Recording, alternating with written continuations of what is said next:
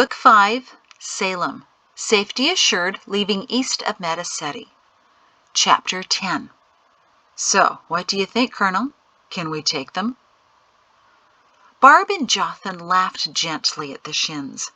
There should have been indentations in the ground, for as often as newcomers fell to their knees, right there in flabbergasted surprise. Shem slid off his horse, his grin permanent, and said to Barb and Jothan, "I've been waiting for years to do this to him." He crept over to Perrin, who still kneeled in an attitude of worshipful amazement. Shem crouched next to him, after propping up a sagging Mari. "So, what do you think, Colonel? Can we take them?" Perrin shook his head. "So close," he mumbled. "All this time? So close? Just a day's ride?" "Less than that, actually. I can make it in 3 hours if the conditions are ideal and the horse feels like racing," Shem said, reveling in his friend's pale and stony face.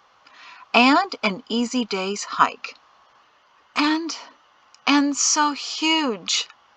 Mari finally found her voice, but it was dull and toneless. She waved aimlessly, as if giving a swarm of gnats directions.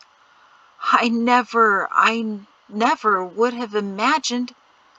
"I just don't believe it," Perrin whispered. Pato and Deck behind them just gaped, as did Jatesy, who now had a clear view from her net litter. Shem poked Pato, who nearly fell over. "Do you see more than a dozen now?" Pato had no answer. It's... Perrin gestured to the scene below them. There was a trail, and it sloped gradually from the canyon down to a meadow, leveling out after about a quarter of a mile. In the meadow was a flock of sheep, and next to it was a large parcel of land with bright new green growth. Next to that was a large house and a barn, then a farm, an orchard, another house, cattle, some horses, more farms, herds of sheep, pastures of horses, goats, chickens, vineyards, more orchards, more houses, all ringed by immense mountains on the east, south, and west. And it went on and on and on. There was no end of the farms and houses to the north. Further than any of them could see was life teeming and growing. Toward the center of the valley, about 10 miles away, was a city with large buildings that could be discerned even from the canyon. How big is it, Shem?" Perrin finally whispered. "We've settled almost 40 miles from south to north," Shem said, "and the valley averages about 10 miles east to west. This is the narrowest point. Some sections are up to 18 miles wide. And this is only the main valley of Salem. There's more, beyond the mountains to the northwest, several additional settlements."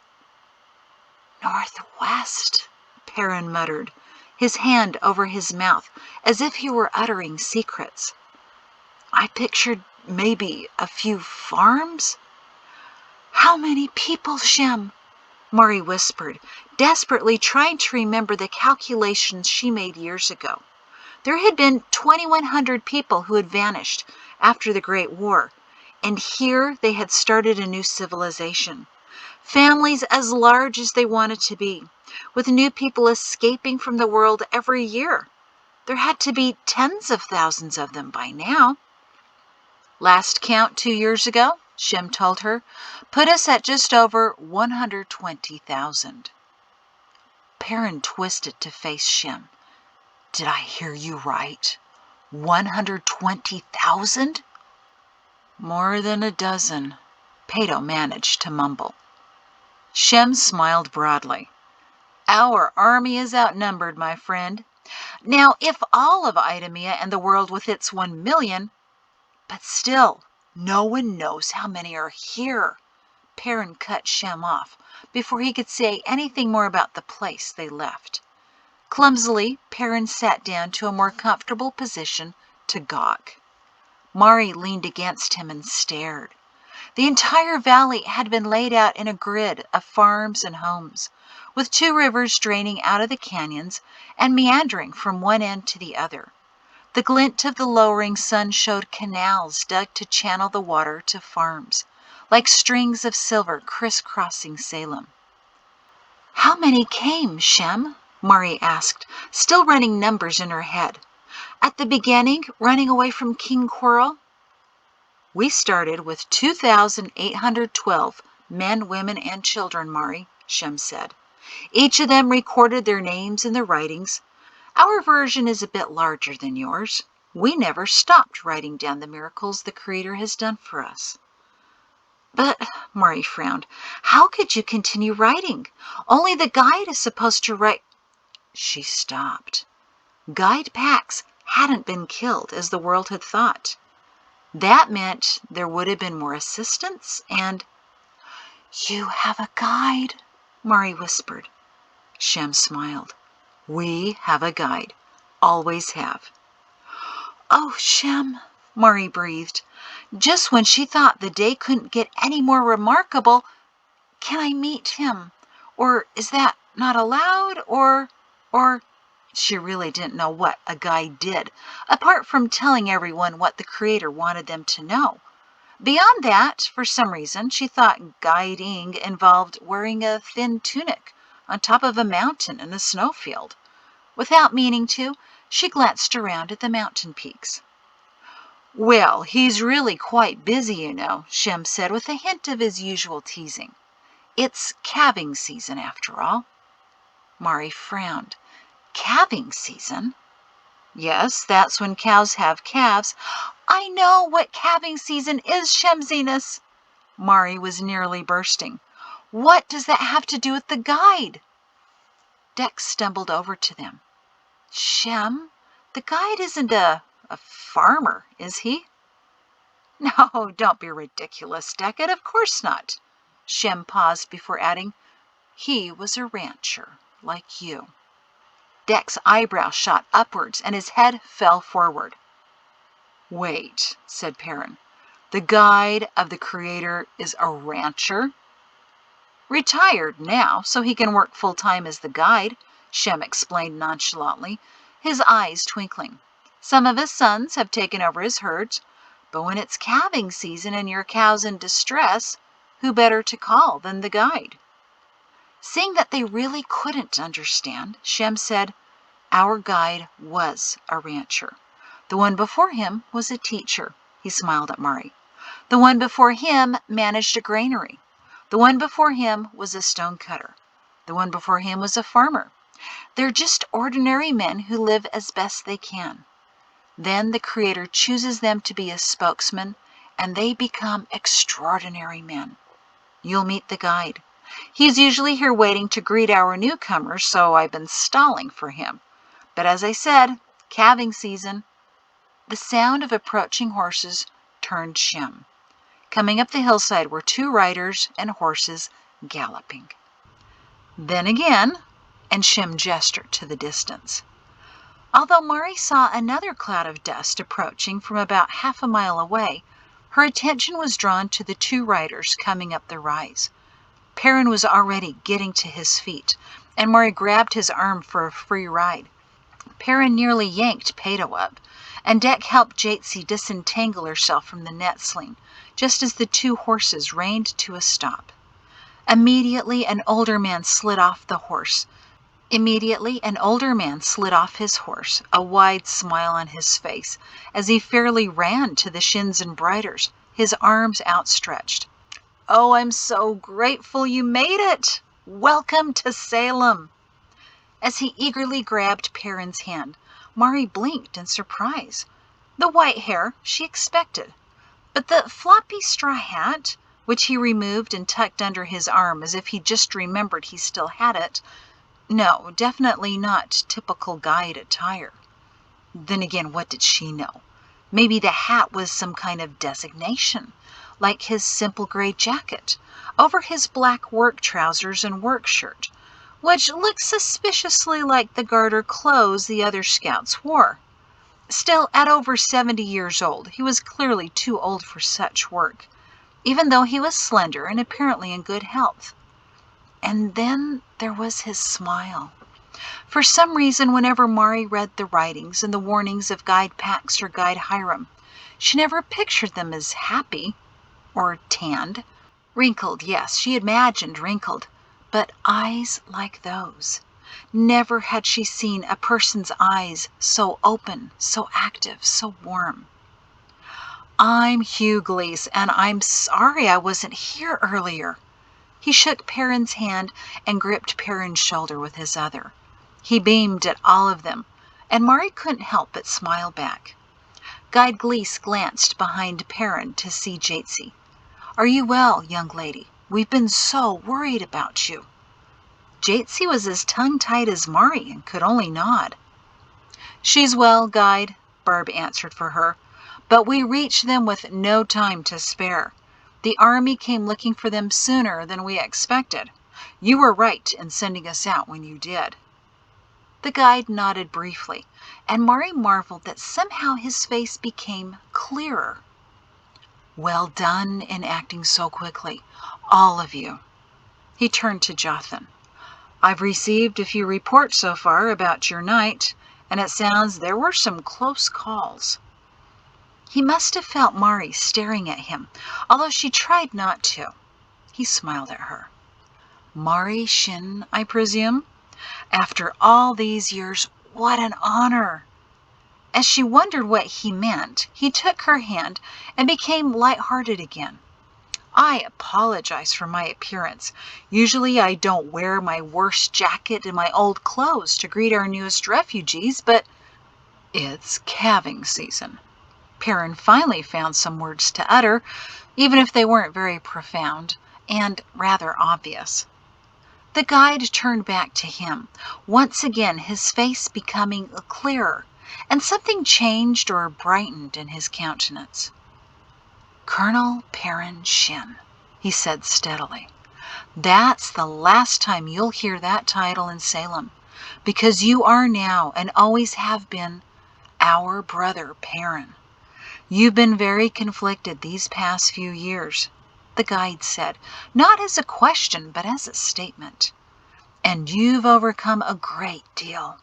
I promise that here you'll find peace." Mari believed him entirely. The power with which he softly said those words wouldn't allow for any other alternative. Perrin felt it too, judging by his chins quivering. "You're needed here, Perrin. I want to meet with you as soon as possible. My assistant," he motioned to a man who'd been standing quietly behind him, "will check my schedule and find a time for us to talk." He turned to the man who was already pulling out some paper from a leather folder. "Tomorrow, dinner?" "Your wife has already written in dinner with the Shin embroider families." Guide Gleese smiled. "She's always one step ahead." He nodded to Mari to confirm dinner, and she wondered where the Gleeses might live, and if it weren't on top of some mountain they'd have to find tomorrow. The guide turned to Pato, who seemed startled to find himself next. "We'll find a place for you as well, young man. You'll find your calling here." Mari wasn't sure why that struck Pato with such force, but something caught in Pato's throat as he glanced at Shem. Lastly, Gleese turned to Dick, and his face became lighter again. "You look like someone who knows a thing or two about cattle. Maybe when things get settled, we could find you some of your own?" Dick grinned. "Yes, sir." Only later did Mari realize that the least verbose of their family was the first to give an appropriate response. The guide grinned back, and Mari decided cattlemen just knew how to relate to each other. "But we'll make sure you're available when your wife's time comes." When Dick paled, the guide slapped him on the back. "The first one's always the toughest, son." Mari would have thought him just an ordinary grandfather, except that there was such depth to his expressions, such clarity in his eyes, and such joy in his countenance. She'd never before seen someone exude so much gentle power and love. It was a strange and wonderful combination. A rumbling behind them caused Mari to pause her study of the guide. The dust cloud she'd seen earlier was nearly on top of them, generated by horses and riders. Guide Gleese elbowed Shem, actually elbowed him, Mari marveled, nudging Shem like a schoolboy. "I believe," Gleese said to Shem, "this is for you." Shem merely nodded, and to Mari's further astonishment, for once was at a loss for words. The horses came to an abrupt stop, and as the cloud settled, it revealed a plump, balding older man, surrounded by 6 women in their 40s, along with what appeared to be some of their children, on over 24 horses. "Shemzinus!" called the older man. "Where have you been? Left me alone with all of these women? Waited 10 years for my boy, and then you leave me. What do you have to say for yourself?" His tone was angry, but his eyes were anything but.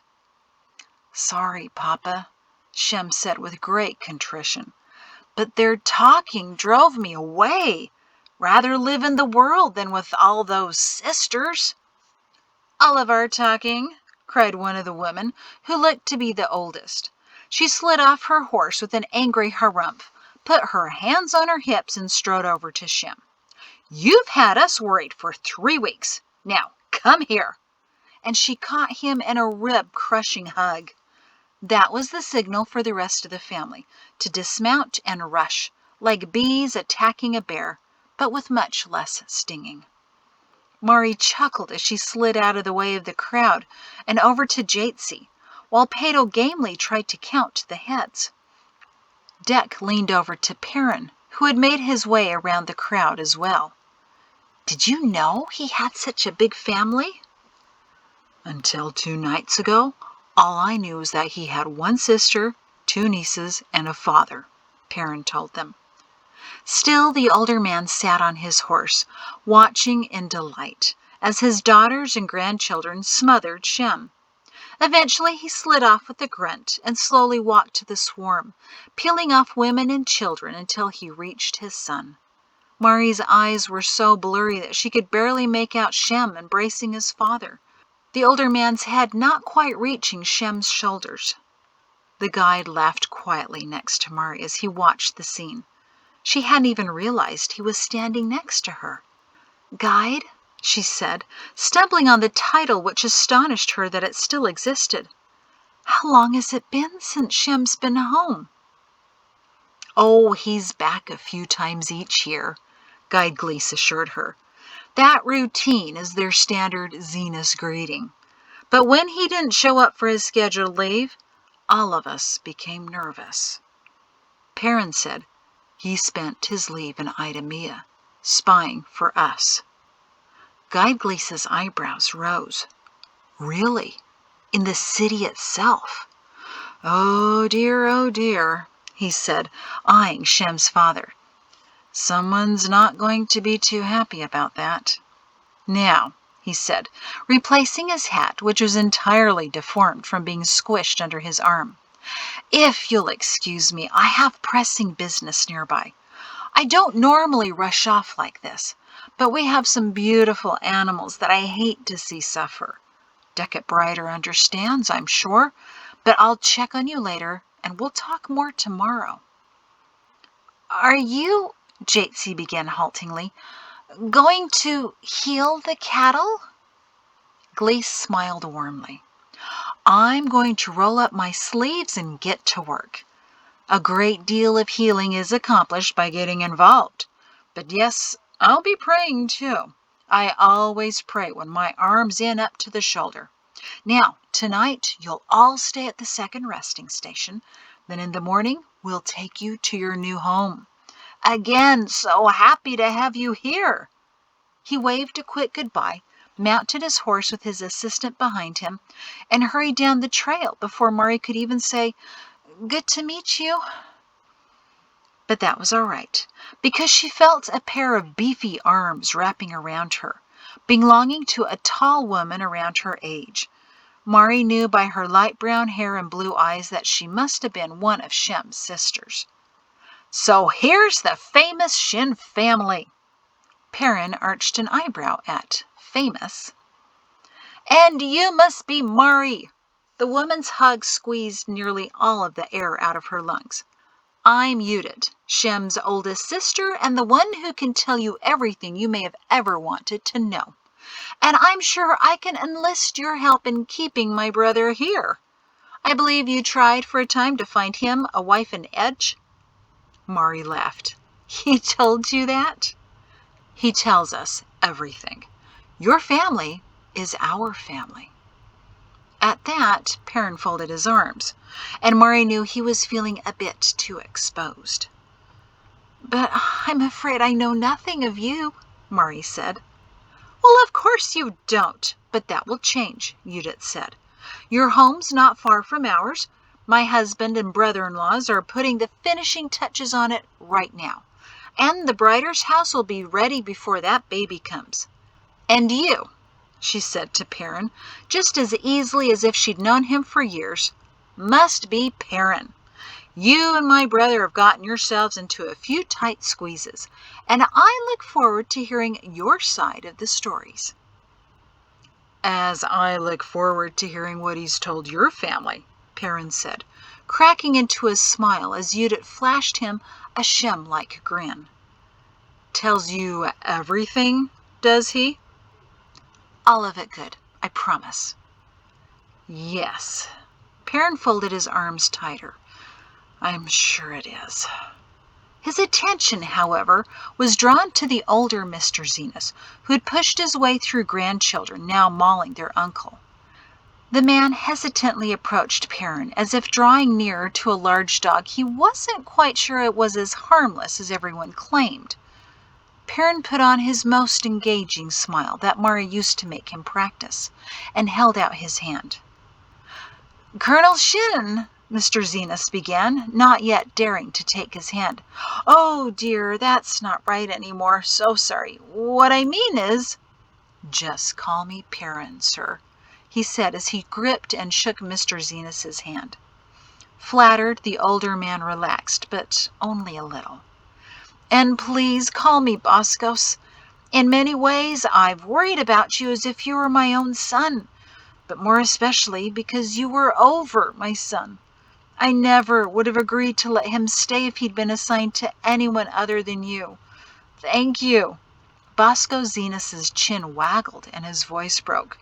"For bringing him home to me." "It's I who should thank you for him. I once called him my guide before I even knew there were still guides. He's saved our family on more than one occasion. You can be very proud of him." Mari noticed where Shem got his crybaby tendencies, because tears rolled down Mr. Zenas's face. "I am proud of him. Who could ask for a better son?" Shem, seeing their conversation, broke through the crush of nieces and nephews. "Here I was supposed to introduce Bosco Zenas and Perrin Shin, and you're already doing it. Nothing I planned for is happening as I expected it." "Yes, there are a few things none of us expected," his father said, suddenly stern. "What did I tell you about Idemia? The messenger who came by the house said you've been in Idemia. Again!" "Yes, I was, Papa," Shem said soberly. "I know I promised you I'd never go back, but I had to know what was happening after the administrators declared Terep's land poisoned, and Mari publicly disagreed." He put it tactfully.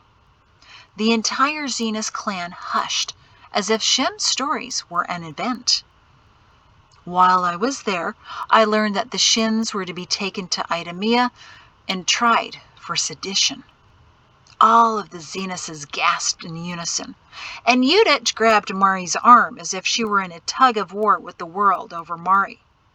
Judith would have won, Mari decided, and she wondered how big the bruise would be. Shem continued, "Mari likely would have been executed." Judith's mouth dropped open as she gripped Mari even tighter. Mari appreciated the sentiment, but she was going to need that arm in working order later. Perrin may have met the same fate, or had been incarcerated for life so that General Thorne could enjoy visiting him, Shem said.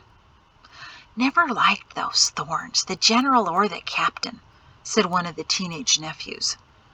Peto blinked at him. You know about the Thorns? Of course. Lemuel, Cain, his wife, what was her name?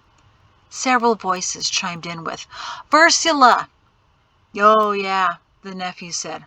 All of them rotten. Perrin glared at Shem, who had the decency to blush. They want to know what I'm doing away from home, so I tell them the news, that's all, Shem defended. Really, that's all. Mr. Zenas tugged on his son's inside-out jacket. So are you back to stay now? I've been discovered, Papa. Captain Thorne was going to transfer me, and they know I was with the Shins in the forest. Several of his sisters grabbed his arm in the blood flow stopping manner of Judith. Then you're not going back, one of them insisted. Oh, it's all right, Peto said. He's already dead. Captain Thorne killed him. Shem's nephew stared at him. Thorne did what?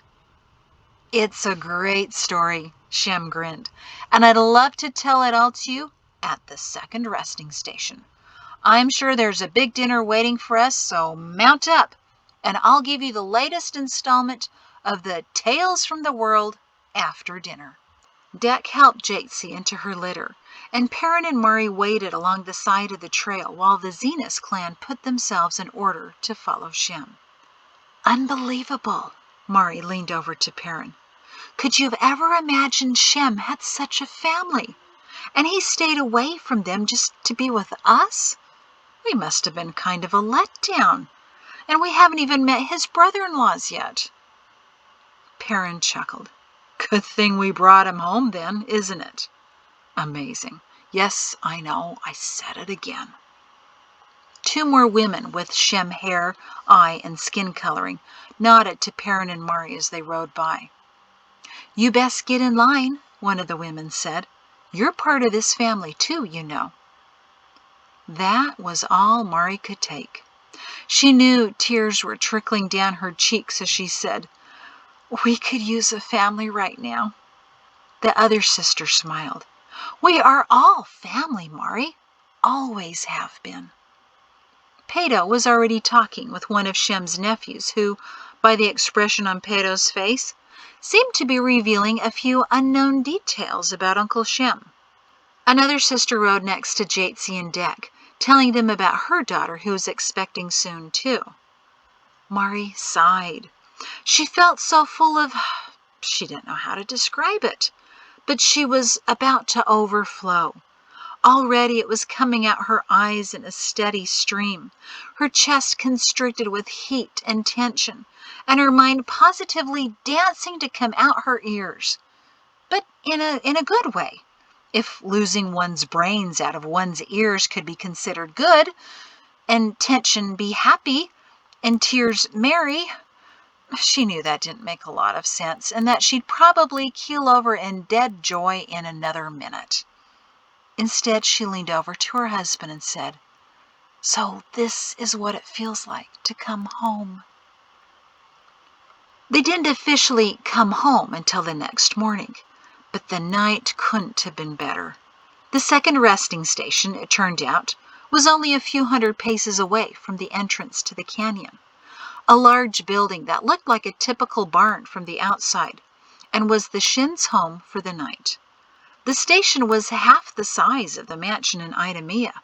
A massive gathering area held several simple but comfortable sofas and chairs, and two large fireplaces to warm weary travelers and many visitors. Attached was a large eating room with a long table, and next to that was a large kitchen stocked with supplies to take care of dozens of people for seasons. Murray was told the cellar underneath was filled with even more, should she be in want of anything. Off the gathering room, stairs led to a second level that held a dozen private rooms with cozy beds and supplies, such as clothing, boots, and shoes in various sizes. The cat thoroughly inspected the station before discovering which bed Perrin and Mari would be sharing, and curled up to go to sleep on it before the Shins, Briders, and Zenuses finished dinner. Each Zenus was a variation on a Shem theme, Mari realized, and at one point the laughter around the table was so loud that her ears rang. The evening lasted well into the night, as the rest of the Zenus family joined them after sundown to hear the story of the escape, complete with Shem acting out the scenes, using his brother-in-laws and nephews as stand-ins for soldiers. Perrin finally got up to correct Shem's details, and when the two of them started arguing about exactly how Shem had dragged them through the forest, everyone was laughing. Mari decided that life in Salem was going to be near to perfect. When the Shins and Briders finally retired for the night, Peto was still chuckling about stories Shem's nephews had shared about him. Perrin stopped him in the hall. "So, you're glad you came?" "Been a while since I've had friends," Peto said. "Nice to have a few already." Shem, who was staying at the resting station for the night, in case the Shins needed anything, overheard. "You have no idea how many friends you have in Salem." Perrin eyed him worriedly as Shem laughed and shut his bedroom door behind him. The next morning, Mari woke up, a bit confused as to where she was, but soon found herself grinning. Today she was going to her new home. Cheerfully she dressed, wondered where Perrin was, and fairly skipped down the stairs. She stopped before she reached the bottom, recognizing that the solemn murmuring between Shem, Perrin, Jothan, and Azrar wasn't a good sign. The four of them looked up at her, and she slowly made her way down the rest of the steps. "What's gone wrong?" Azrar's chin trembled. "Dorman." John Afra hadn't slept at all that night. The rumors of the Shin's death had been spread throughout Edge, and would be traveling on its way to the other villages in Idumea. The problem was that John didn't know how to think. He knew the official story, which Genevieve required him to memorize and repeat, along with Raiden, and they realized that no promotions would be coming. But John knew what he had witnessed, and he couldn't ignore the truth because it gave him so much comfort. The Shins were alive. Still, he had to forward Genevieve's story because revealing the truth would not only end his career, but likely his life. This morning he found himself staring at the color of the sky, which he had been taught was blue. But all night long it had been black, with more cloud cover. He'd lain on his bed all night, staring out the window. A man's face formed itself in the night, a face that goaded Thorn into killing him. They'd brought him to Thorn in the forest just before the captain found the Shins. The man, in his late 30s or early 40s, was dressed in unusual green and brown mottled clothing. It wasn't black, as the garters were wont to wear. It was far more subtle. The man was also in excellent physical condition.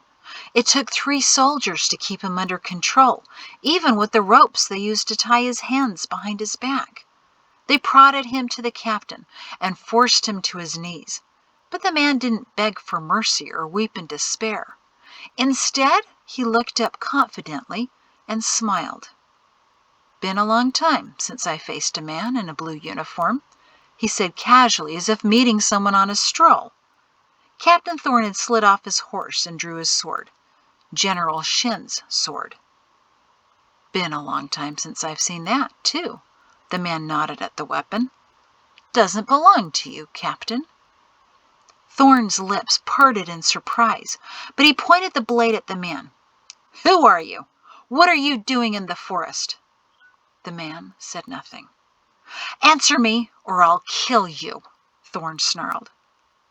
"You'll kill me anyway," the man said simply, "but I have no problem with that. Death holds no fear for me.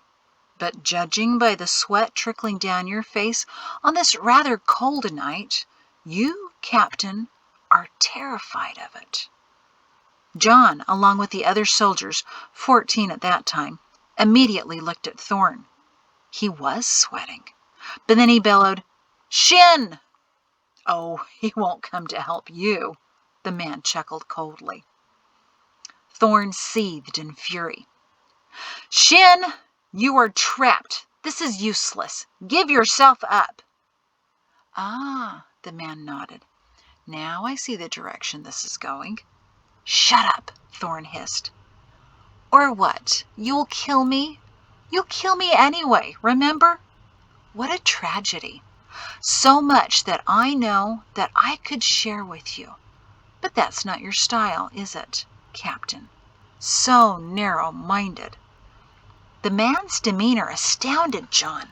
He was kneeling in the freezing mud, with his hands tied behind his back and a sword at his chest, yet he spoke as if he were merely stuck at a dull dinner.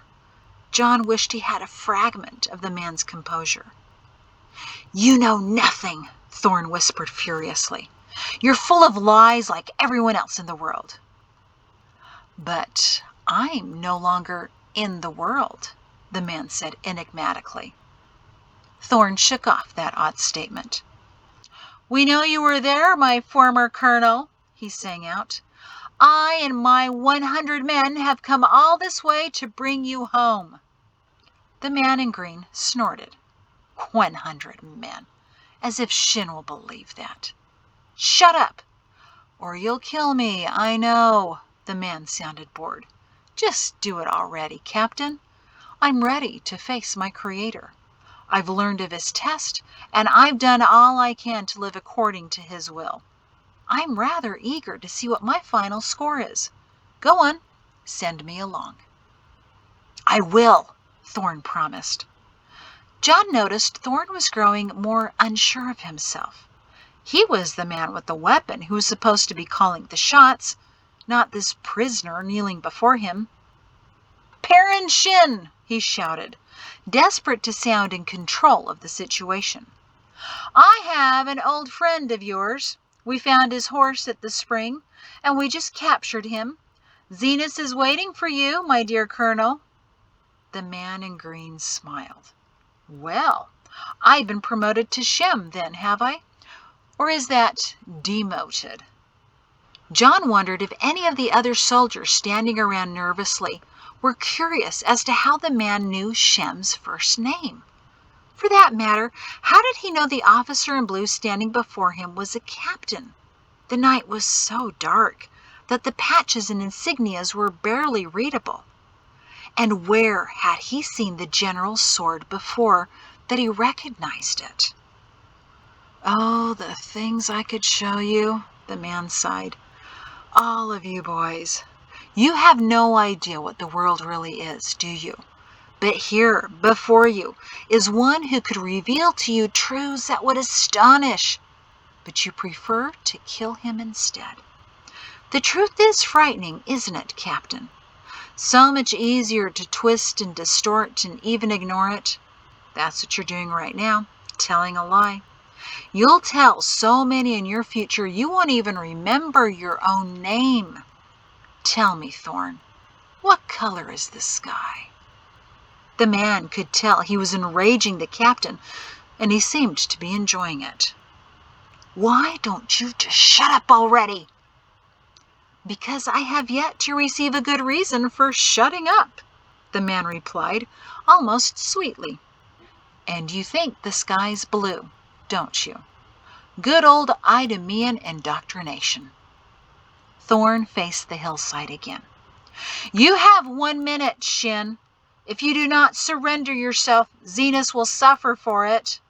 He turned to the man. 1 minute, you slagging piece of filth." "Ah, swearing.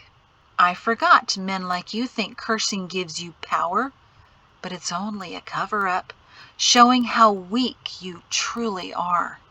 "Shut up!" "And unimaginative," he added, suddenly looking over at John. He winked at him before glaring again at Thorn. "But I'm warning you right now. If you take an innocent man's life, it'll be the beginning of a very long end for you. Once you turn down this path, there's no going back. Murder isn't something you can easily forget. Everything will change for you tonight in the worst of all possible ways." "Shut up!" Thorn hissed. "Perrin!" he bellowed, his patience spent. "Why let your wife and son suffer needlessly in this forest? What will Jatesy and her husband think when they discover you're missing?" "Daring," the man observed, assuming that Jatesy and Beckett don't already know. John's mouth had dropped open at that, realizing that surely the Briders must have been in the forest as well, and that the man somehow knew that, and knew their names.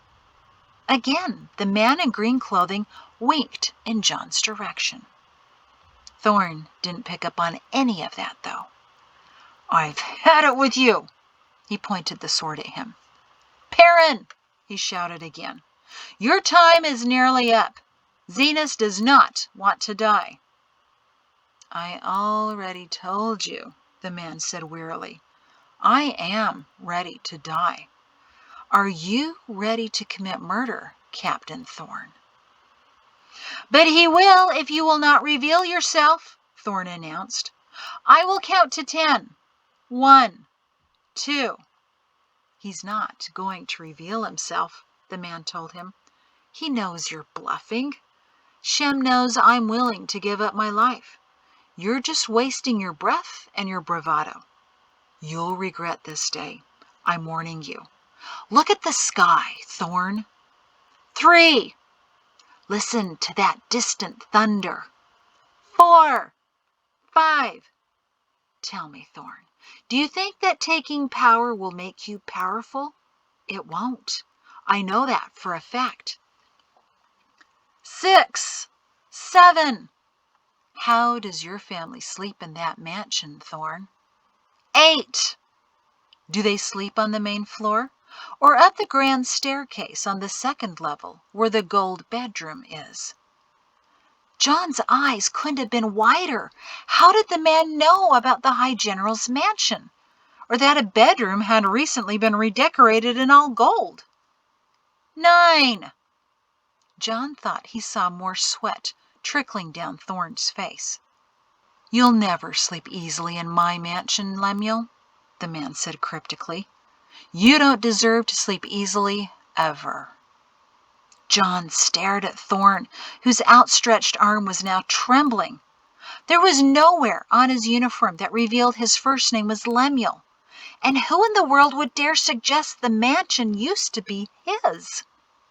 10. "You want to know, don't you?" the man prodded. "It's tormenting you that I know so much, but your pride will never allow you to ask me why that is.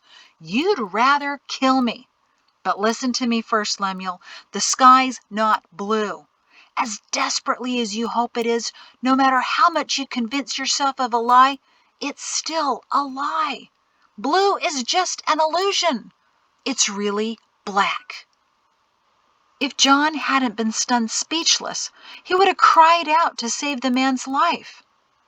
Thorn trembled more violently. Worry and rage fought to take control. Something in his stance suggested he wanted to look up to the sky to see the color, but rage finally won. "Nothing, Shin?" he shouted to the quiet forest, refusing to check the sky. He raised his sword arm as John cringed. "Well then." "Black," the man in green calmly reminded him. It was his last word. Thorn brought down his arm with greater power and fury than John had ever witnessed. The man's head was sliced cleanly from his body, and John gaped in horror to see it roll past him. He was vomiting into the bushes even before the man's kneeling body fell. Over his sounds of being sick and the retching of the other shocked soldiers around him, he heard Thorn shout again. "Shin!" The word quavered with Thorn's own surprise of what he just did. "Satisfied? Zenas is dead." And that's how the story was born. Just that difficultly. An unknown man was killed, but suddenly it was Shem Zenas. and the entire fort believed it. Even the dozen soldiers who witnessed it had convinced themselves they saw something different. Genev's intense drilling helped that along. And suddenly John Offra hadn't the foggiest idea of what to do with the truth. A brave man had faced his death alone, surrounded by the enemy, yet completely calm. He said he was ready to meet the Creator. He also said something about a test, but it was what he said about the sky that most troubled Offra. It wasn't blue. It was black. And it was, all night long, as John tried to keep Genev's story from mixing inappropriately with what he witnessed. He saw the bolts of lightning. He saw Perrin and Mari together on Clark, and Pato and Deckett and Shem, but no Jatsi. And then they were gone. With tears in his eyes, he watched their horses break into a run, and all he could do, despite Lemuel screaming in pain next to him, was to whisper, "Ride! Ride! Go! Ride!" He clung to that memory. The world could believe what it wanted to, but John knew the sky was completely black that night, broken only by lightning as jagged as a dagger. It was how to live with that knowledge that kept John up all night. And that's the end of that chapter. Thank you.